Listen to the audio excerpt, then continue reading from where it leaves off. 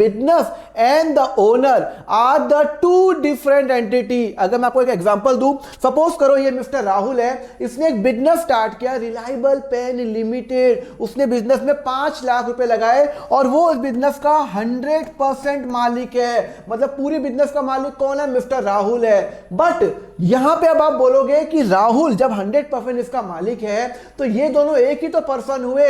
नहीं, लॉ के एंगल से, कानून के अगर आप नजरियों से देखोगे तो यहां पे राहुल एक अलग एंटिटी है और रिलायबल पेन लिमिटेड एक अलग एंटिटी है। रिलायबल पेन लिमिटेड सिर्फ और सिर्फ अपनी एंट्री रिकॉर्ड करेगा और राहुल अपनी एंट्री रिकॉर्ड करेगा। मतलब सपोज करो उन्होंने एक बिजनेस स्टार्ट किया, उसमें एक बिल्डिंग है, उसमें 4 कमरे हैं, उसका घर है, राहुल का खुद का घर है और उसने बिजनेस स्टार्ट किया यहां पे एक कमरे में स्टार्ट किया।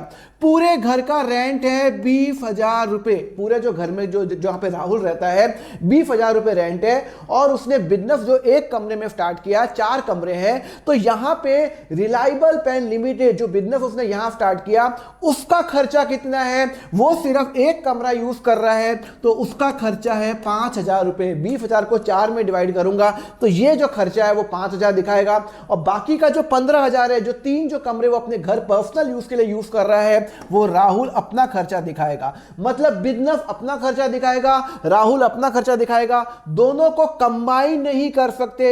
लॉ की नजर से दोनों सेपरेट एंटिटी है, दोनों को आप मिक्स कभी नहीं करोगे। तो यहां पे वही लिखा हुआ है, according to business entity concept business is treated as a unit separate and distinct from the owner. वो ओनर से एक अलग होती है। ओनर और business will always be consider as a different. Clear है? तो जब भी आप अकाउंटिंग करोगे आपको नजरिया क्या होना चाहिए? अकाउंटिंग किसकी कर रहे हो? अगर आप रिलायंस की कर रहे हो तो रिलायंस एक सेपरेट एंटिटी है एंड मुकेश अंबानी जी वो एक सेपरेट एंटिटी है, आप दोनों को मिक्स नहीं कर सकते। क्लियर है? चलो अब मैं आपको बताता हूं, सपोज करो ये बिजनेस है रिलायबल पेन लिमिटेड, उसे 5 लाख रुपए राहुल ने डाले और एक बैंक ने भी 3 लाख रुपए डाले, बैंक ने भी 3 लाख रुपए डाले। इस केस में भी बिजनेस एक अलग एंटिटी है, बैंक एक अलग एंटिटी है और राहुल एक अलग एंटिटी है। आप तीनों को मिक्स कभी भी मत करना। क्लियर है?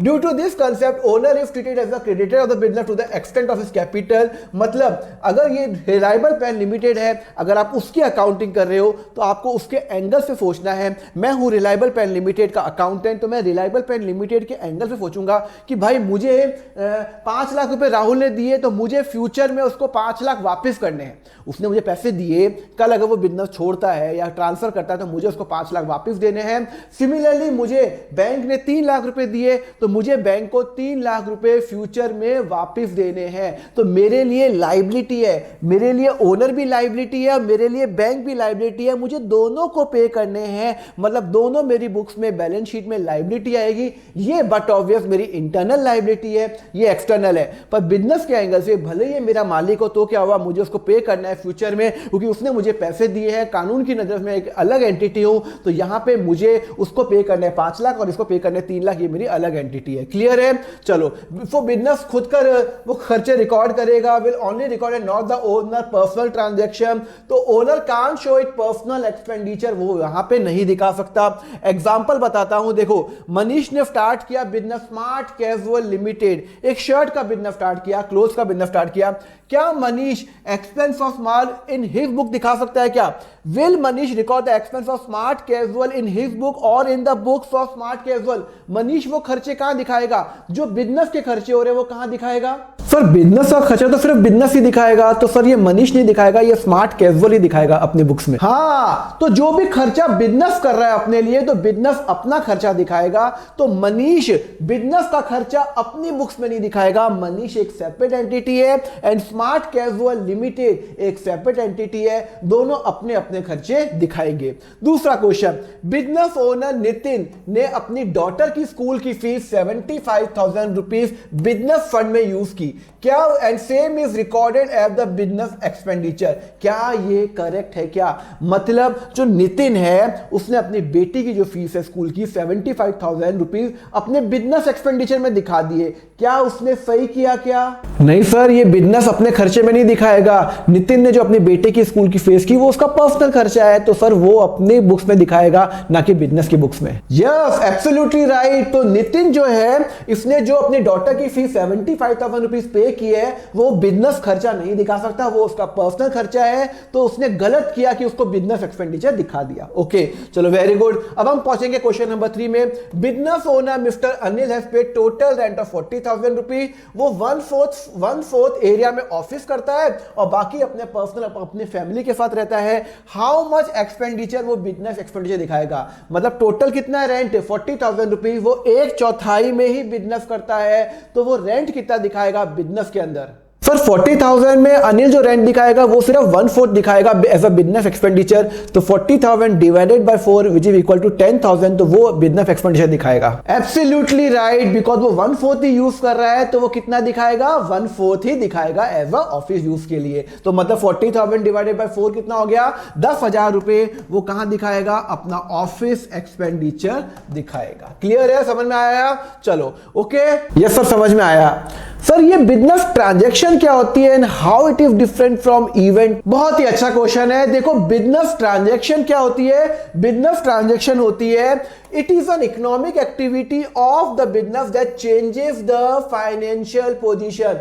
कोई भी इकोनॉमिक एक्टिविटी जो फाइनेंशियल पोजीशन चेंज करती है वो बिजनेस ट्रांजैक्शन होती है। अगर सपोज करो मैंने किसी को सैलरी पे की, तो बट ऑब्वियस मेरा एक सैलरी खर्चा है और मेरा कैश कम हुआ होगा। सपोज करो सैलरी है 50,000 रुपए, तो मेरा कैश 50,000 से कम हुआ होगा, तो मेरी फाइनेंशियल पोजीशन ऊपर और नीचे हुई है, उसको मैं बोलता हूं business transaction. Whenever any business transaction take place it result into the changes in asset, liability और द कैपिटल। चलो अपन देखते हैं क्या क्या लिखा हुआ है। Key feature of business transaction, it involves economic activity, transaction may be internal और external, सब डिस्कस करेंगे। It result into the change in financial position and changes must be capable to be expressed in terms of money।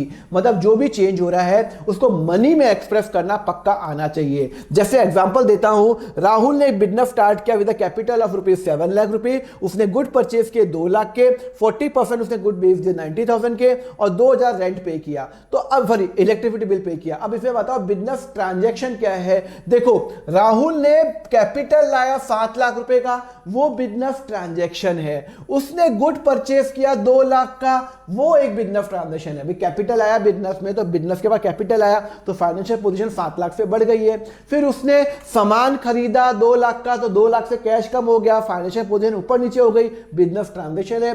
फिर उसने सामान बेचा 90,000 का, तो भाई 90,000 रुपए आए होंगे ना, तो या तो आएंगे या आने वाले होंगे, दोनों केस में मेरे फाइनेंशियल पोजीशन ऊपर नीचे हो गई है, तो ये भी मेरी बिजनेस ट्रांजैक्शन है। और फिर मैंने इलेक्ट्रिसिटी बिल पे किया 2,000 का, तो वो भी क्या है मेरी बिजनेस ट्रांजैक्शन है। तो बिजनेस ट्रांजैक्शन वो होती है जो मेरे को जो मेरी फाइनेंशियल पोजीशन को मतलब हिला देती है, चेंज कर लेती है, भले वो 1 रुपए से करे या मेरी बैलेंस शीट में चेंजेस आते हैं, तो वो मेरी बिजनेस ट्रांजैक्शन होती है। ओ समझ गया सर।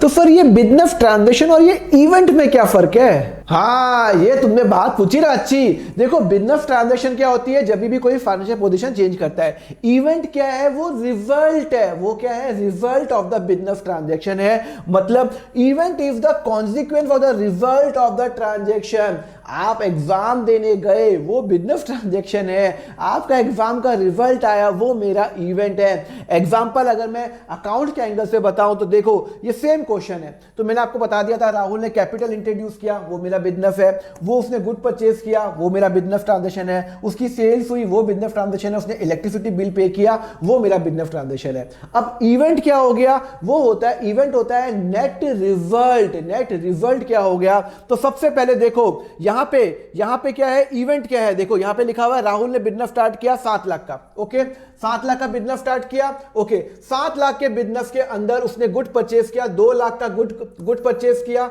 ओके 2 लाख का उसने 40% बेच दिया, तो 2 लाख उसकी कॉस्ट थी। क्या थी? उसकी कॉस्ट थी।